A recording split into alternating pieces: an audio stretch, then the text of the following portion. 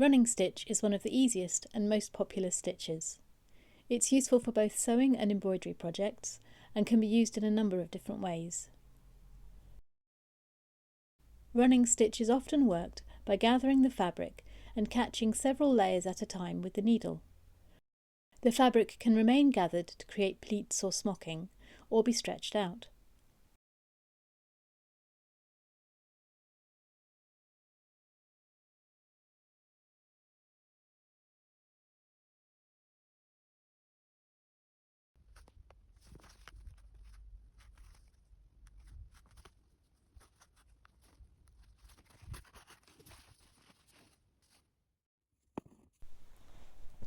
If your project is mounted in an embroidery hoop, it can be easier to use the stab method to work the stitch, as the fabric is usually stretched a lot tighter and can't be gathered. Running stitch is one of the simplest stitches to learn, but once you know it, there are endless ways to use it in an embroidery project. It's often used as an outline stitch, and there are many other variations that can be made just from altering stitch length or staggering the stitch placement. Thanks for watching.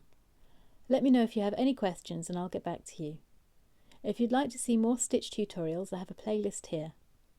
Please give this video a like and subscribe to get notified about my new tutorials and projects. Bye for now.